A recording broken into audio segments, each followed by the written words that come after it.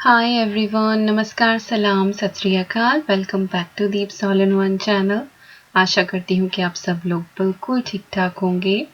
आज मैं आप सभी के साथ शेयर करूँगी एक बहुत ही सिंपल सा, इजी सा yet so yummy lunch routine, और उसके साथ जो जो शाम तक होगा everything I am gonna share with you. फिलहाल गार्डन का थोड़ा सा लुक ले लीजिए क्योंकि आप लोगों को बहुत पसंद है ये देखना। छोटी सी फुलवारी मेरी, पिछले 3-4 दिन से बहुत ज़्यादा बारिश हो रही है और अभी बिल्कुल बारिश रुकी थी तो सारे प्लांट्स बिल्कुल धुले धुले हैं। तो मुझे लगा कि चलिए अभी आपके साथ शेयर कर देती हूँ। इन कलरफुल फ्लावर्स को देख के इतनी तसल्ली होती है, इतना सुकून मिलता है ना, क्या कहूँ। और लिली भी खिलने लगा है, कितनी सारी कलियां आई हुई हैं। जब ये एक साथ सारा खिलेगा तो मैं फिर से आपके साथ शेयर करूँगी। और ये हमने बहुत छोटा सा एक बार लगाया था और उसके बाद अब ये 3-4 प्लांटर्स में है, तो इतने सारे बेबी लिली आ जाते हैं ना, लव डेड। और यहाँ पर गुलाब के ऊपर भी बहुत सारी कलियां हैं। पुदीना खूब मज़े से महक रहा है। जल्दी ही थोड़ा और हो जाएगा, फिर मैं इसको ड्राई करके रायते के लिए ड्राई मिंट बना के रखूँगी। तो इस बार हमने बड़े वाले पॉट में मिंट लगाया है और एक प्लांट इधर है लिली का। तो चलिए अब चलते हैं किचन में और बनाना शुरू करते हैं लंच, जो बहुत इजी बनने वाला है और बहुत टेस्टी बनने वाला है। एक्चुअली गुजराती स्टाइल में बनेगा। Our love for Gujarati food is here today.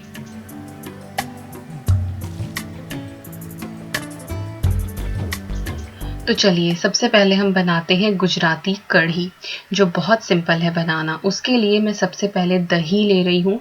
तो मैंने अराउंड 1 कप यहाँ पर दही लिया है। दही रूम टेम्परेचर का है, थोड़ा सा खट्टा हो चुका है। और दही लेने के बाद हमें इसके अंदर बेसन ऐड करना है। तो यहाँ पर मैं 2.5 टेबल स्पून बेसन ऐड कर रही हूँ। एनी हाउ यहाँ का जो बेसन है वो थोड़ा थिक रहता है ज़्यादा। अगर आप इंडिया में हैं तो आप उसके हिसाब से डालें, क्योंकि हर जगह अलग अलग वैरायटी का मिलता है।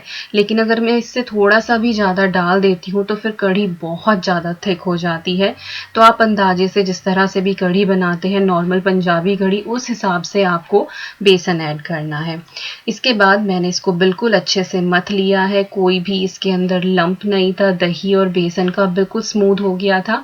इसके बाद हमें इसके अंदर पानी डाल देना है। अराउंड मैंने यहाँ पर 3 से 4 कप डाला होगा।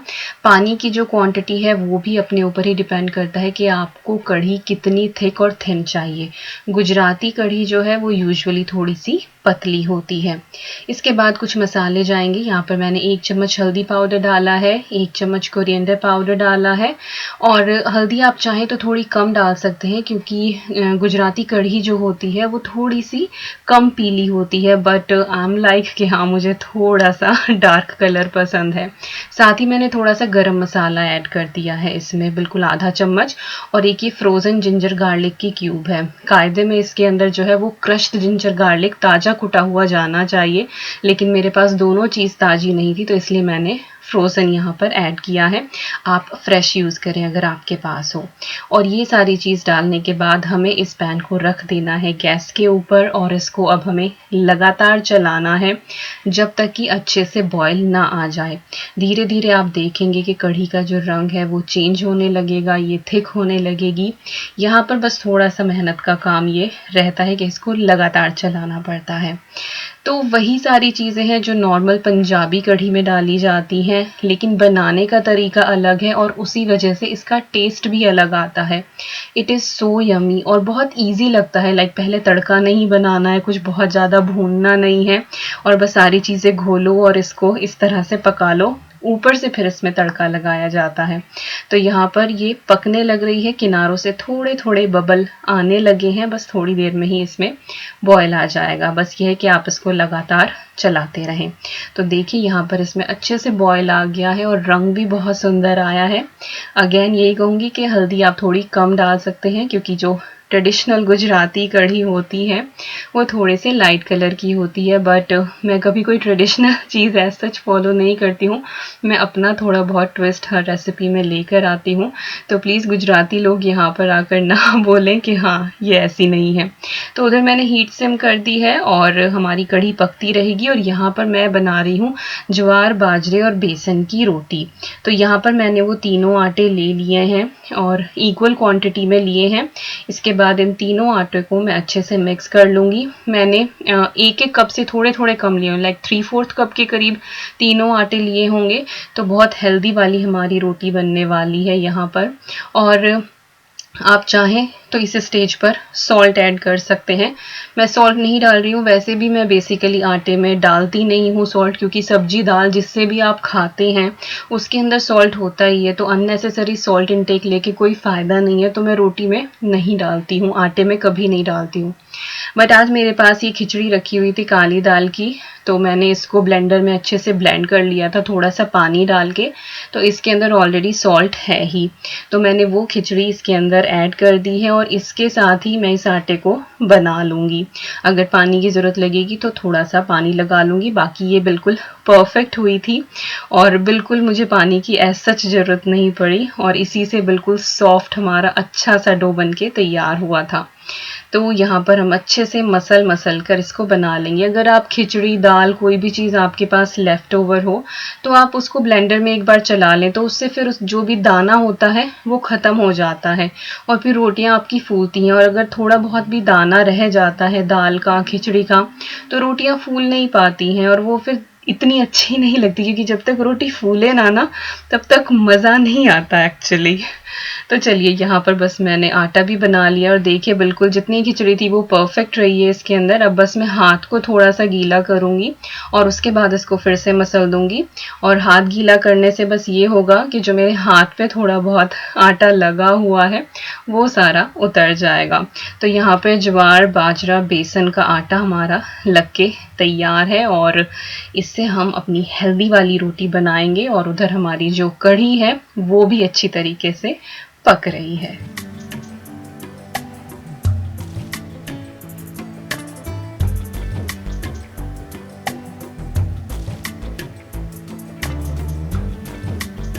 यहाँ पर हम राइस की तैयारी कर लेते हैं। तो प्रेशर कुकर में राइस बना रही हूँ मैं। तो थोड़ा सा मैंने यहाँ पर 1 चम्मच के करीब ऑयल डाला है। जैसे ही ऑयल गर्म होगा इसके अंदर मैंने 2 लौंग डाल दी हैं। इसके बाद इसको हल्का सा हम क्रैकल करेंगे, साथ ही जाएगा 1 चम्मच जीरा। तो जीरा राइस बना रहे हैं, प्रेशर कुकर में बना रहे हैं और बिल्कुल इसी तरह से आप फॉलो करेंगे तो एक एक दाना खिला खिला बनेगा। चावल जो है वो मैंने आधा घंटा पहले भिगो कर रख दिए थे। कोहिनूर एक्सेल बासमती राइस हैं ये, हमेशा हम यही यूज़ करते हैं, डेली में, बिरयानी में, एवरीथिंग हम यही यूज़ करते हैं। और ये 1 कप राइस है। राइस डालने के बाद इसको आपको हल्का सा चलाना है, लाइक कपल ऑफ सेकंड के लिए सॉटे करना है। जितने चावल हैं उतना ही आपको पानी डालना है। तो यहाँ पर मैंने 1 कप राइस लिया है तो 1 कप ही मैं इसके अंदर पानी डाल रही हूँ। आप कटोरी, गिलास जिससे भी चावल नापते हैं तो जितना आप चावल लें उतना ही आपको पानी डालना है। और इसके बाद आप इसको अच्छे से मिक्स कर दें। सॉल्ट डालना चाहें थोड़ा बहुत टेस्ट के हिसाब से सॉल्ट ऐड कर दें या फिर बिना सॉल्ट के बना लें, जैसे आपका मन हो। नॉर्मल मैं प्लेन राइस बनाती हूँ तो सॉल्ट ऐड नहीं करती हूँ, जीरा राइस बनाती हूँ तो थोड़ा सा सॉल्ट ऐड कर देती हूँ। और बस आपको प्रेशर कुकर में इसको सिर्फ 1 विसल लगानी है, not more than that, only 1 whistle. बस जो चावल है वो भीगे हुए होने चाहिए एटलीस्ट आधा घंटा। और इधर देखिए कढ़ी हमारी बिल्कुल परफेक्टली थिक हो गई है, रंग अच्छा आ गया है। अब इस स्टेज पर हम इसके अंदर ऐड कर देंगे सॉल्ट। टेस्ट के हिसाब से डालें, कम ज़्यादा जितना आपको पसंद हो। मैंने ½ टीस्पून के करीब डाला है। और इसके बाद 1 ग्रीन चिली जो है वो मैं थोड़ी सी मोटी मोटी कट करके इसके अंदर डाल रही हूँ। आप चाहे तो कूट के भी डाल सकते हैं, लेकिन जब बच्चों का घर होता है तो मिर्चें थोड़े ध्यान से डाली जाती हैं कि कहीं बच्चों के मुंह में ना आ जाए, इस तरह से ये दिख जाती है। तो इधर देखिए चावल में 1 सीटी आ गई है, गैस मैंने बंद कर दी और जब तक स्टीम उसकी नहीं निकलेगी तब तक मैं उस प्रेशर कुकर को ऐसे ही रहने दूंगी। कढ़ी को मैंने उधर रख दिया छोटे चूल्हे पर। यहाँ पर मैं तड़के की तैयारी कर रही हूँ। तो ये छोटा सा फ्राई पैन है, इसमें मैंने डाला है 2 टेबलस्पून के करीब ऑयल, 2 से भी कम ही होगा एक्चुअली। और जैसे ही ऑयल हमारा गर्म होगा थोड़ा सा आप इसके अंदर हींग ऐड कर दें।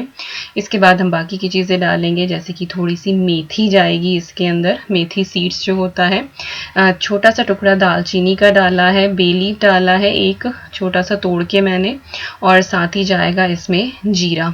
ये सूखे मसाले जाएंगे और इनको हमें अच्छे से भून लेना है। 1 चम्मच मैंने राई ऐड करी है इसमें। आप चाहें तो ड्राइड जो रेड चिली होते हैं वो भी यूज़ कर सकते हैं। करी पत्ता डाला है थोड़ा सा मैंने, 1-1.5 चम्मच के करीब, ड्राइड है मेरे पास, आप चाहें तो फ्रेश ऐड कर लें। बेसिकली जो गुजराती कढ़ी होती है उसमें लाल मिर्ची यूज़ नहीं की जाती है, लेकिन तड़के में जो ड्राइड होल चिली होती है वो यूज़ की जाती है। मेरे पास नहीं थी इसलिए मैं यूज़ नहीं कर रही हूँ। तो तड़का हमारा तैयार है और इसके बाद आप इसको डाल दें इस तरह से कढ़ी के ऊपर और हमारी कढ़ी तैयार है। तो प्याज नहीं जाता है इसमें, बस लहसुन और अदरक जाता है और ऊपर से इस तरह से तड़का जाता है, लाल मिर्ची नहीं जाती है। तो येलो सी बड़ी टेस्टी ये कढ़ी बनती है, इसको बनाइएगा ज़रूर। I really loved it. तो सोचा चलिए पूरा गुजराती मेन्यू ही बना दें, क्योंकि ज्वार बाजरे की पाकरी रोटी जो होती है वो भी बनी रही है, गुजराती कढ़ी बनाती है, तो चलिए आमरस भी बना ही लेते हैं। तो एक मैंगो का ये पल्प है। आजकल मैंगो अच्छे अच्छे आ रहे हैं और लकीली हमको इंडिया वाला आम मिल गया।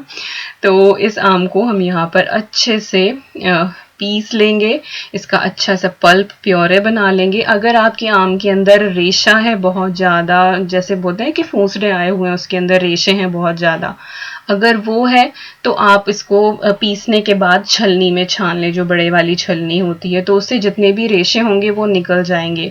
जो हमारे पास मैंगो था ये बिल्कुल स्मूथ था, इसमें कोई रेशा नहीं था, तो बस मैं इसको ऐसे ही निकाल लूँगी बोल में और आमरस हमारा तैयार हो गया है।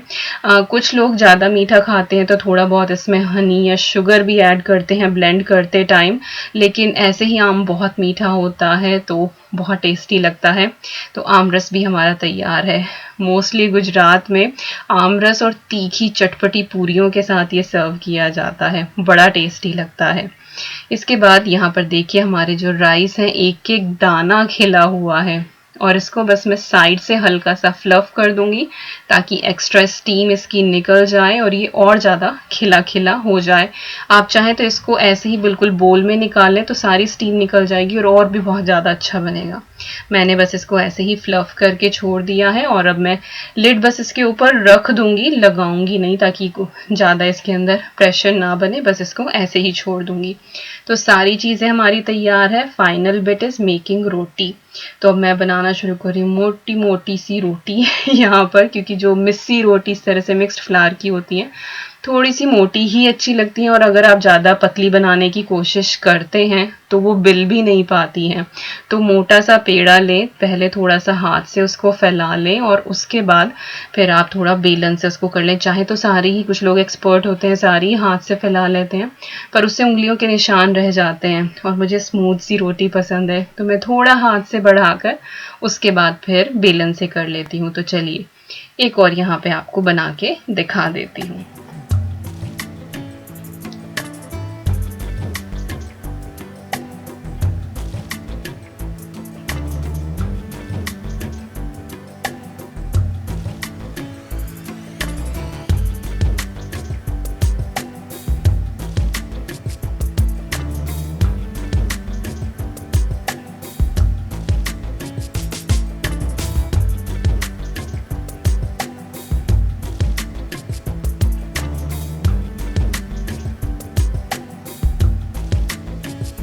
और बस इसी तरीके से मैं अपनी सारी रोटी बना लूँगी। और कुछ लोगों को शिकायत रहती है कि जो इस तरह से मिक्स्ड फ्लावर की रोटी होती है तो वो अच्छे से बाइंड नहीं हो पाता है, आटा किनारे स्मूथ नहीं बनते हैं। तो एक तो आपको बिल्कुल गरम गरम पानी यूज़ करना होता है, या फिर जैसे मैंने आज खिचड़ी यूज़ कर ली है तो आप इस तरह से लेफ्ट ओवर खिचड़ी या दाल या चावल यूज़ कर सकते हैं। उससे क्या होगा, क्योंकि उसमें स्टार्च होता है तो वो स्टार्च उसको एक बाइंडिंग प्रोवाइड कराएगा और जो न्यूट्रिशनल वैल्यू है वो और भी ज़्यादा उन रोटियों की बढ़ जाएगी। तो इस तरह से आप ट्राई करें। देखिए मैंने सिर्फ यहाँ पर खिचड़ी ही ऐड की है और सारी रोटी स्मूथ बन रही हैं, फूल भी रही हैं, अच्छी बन रही हैं। तो बस थोड़ी सी ट्रिक्स होती हैं जो यूज़ करनी पड़ती हैं। और ये है हमारी आज की धमाकेदार थाली, जिसके अंदर यहाँ पर है सबसे पहले आलू गाजर मटर की सब्जी, जिसमें आलू बहुत थोड़ा सा है, ये लेफ्ट ओवर है कल की, तो थाली सजाने के लिए मैंने रख दी। साथ में है हमारी गुजराती कढ़ी, इसके साथ है आमरस जो बहुत मीठा था, सैलेड कट कर दी है साथ में, और ये है हमारे जीरा rice. Just look at it, कितना लॉन्ग ग्रेन है। और इसके बाद है पापड़म, जिसके बिना थाली कंप्लीट नहीं होती, और हमारी ज्वार बाजरा बेसन की हेल्दी वाली रोटी। तो ये है हमारी आज की थाली, और बहुत बहुत बहुत टेस्टी बनी थी। तो और साहब ने भी यहाँ पे थम्स अप दे दिया है। और जब इस तरह से थाली सजती है ना, तो इनके बड़े मजे आ जाते हैं। इनको इस तरह से बड़ा पसंद है, बट ही ऑलवेज से कि मैं कंफ्यूज हो जाता हूँ कि पहले कौन सी चीज़ खाऊं। तो ये हमेशा यही बोलते हैं कि एक बार में एक चीज़, बट थाली बनती है तो फिर इस तरह से डेकोरेट होती है। तो किचन को थोड़ा सा समेट कर हम लोग यहाँ आके बैठ गए हैं, और ठंड थी उस दिन, तो ये तो लोग तो अपना ब्लैंकेट लेके बैठे हुए हैं, और मूवी सर्च की जा रही है। मूवी देखी थी हमने उस दिन, पंजाबी मूवी है अरदास, बहुत अच्छी मूवी है।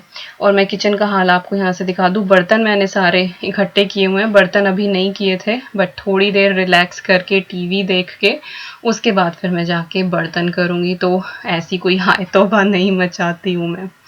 इसके बाद मैंने किचन अपनी पूरी अच्छे से क्लीन करी, पहले मूवी देखी, किचन क्लीन करी, उसके बाद ऊपर आई हूँ। ये लोग ऊपर पढ़ने चले गए हैं, उधर कपड़े पड़े हैं जो मुझे फोल्ड करने हैं, और इधर रखी हैं मेरी साड़ियाँ जो मैंने सैटरडे सरप्राइज में आप लोगों को दिखाई थी। और बहुत सारे लोगों ने बताया कि ये महाराष्ट्रियन पैठनी साड़ी है, जिसका मुझे बिल्कुल भी नहीं पता था, क्योंकि मुझे वाइट साड़ी और रेड बॉर्डर था, तो मुझे दोनों ही ये बंगाली लगी। मुझे इतना ज़्यादा नहीं पता है कपड़ों के बारे में। तो ये वो 2 साड़ी, अगर वो वीडियो नहीं देखी है तो लिंक आपको डिस्क्रिप्शन बॉक्स में मिलेगा। तो अब चलते हैं ऊपर, साड़ी भी मैं ऊपर ही रखूंगी और दिखाती हूँ ये लोग क्या कर रहे हैं।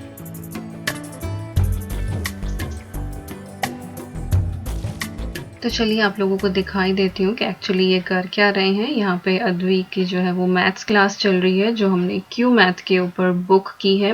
क्यू मैथ एक ऑनलाइन प्लेटफॉर्म है जहाँ 1st से लेके 10th तक की ऑनलाइन क्लासेस चलती हैं, और इसके ऊपर अपना अकाउंट बनाना बहुत ईजी है। आपको अपना नाम डालना है और मोबाइल नंबर देना है, और आपके बच्चे की जो क्लास है आपको वो मेंशन करनी है, एक एज ग्रुप मेंशन करना है। उसके बाद आपके मोबाइल पर एक 1 टाइम पासकोड OTP आता है, उसके थ्रू आपको साइन इन करना है। आपकी एक सेपरेट आपकी लॉगिन आईडी और पासवर्ड आपको दिया जाता है, उसके थ्रू आप लॉगिन करेंगे। और उसके बाद यहाँ पर ये बहुत सारे सेक्शन है कि आपको कौन सा करना है।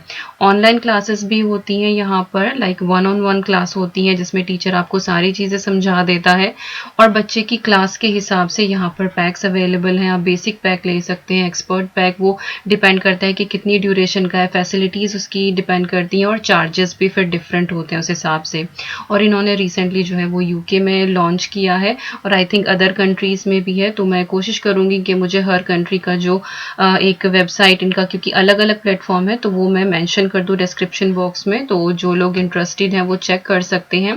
एक्चुअली यहाँ यूके में ऑनलाइन क्लासेस स्कूल की तरफ से हो नहीं रही हैं, और बस होमवर्क दिया जाता है, वो बच्चा 1-1.5 घंटे में निपटा लेता है। तो बच्चों को इंगेज रखने के लिए बहुत ज़्यादा ज़रूरी है कि कुछ इस तरह की एक्टिविटी हो।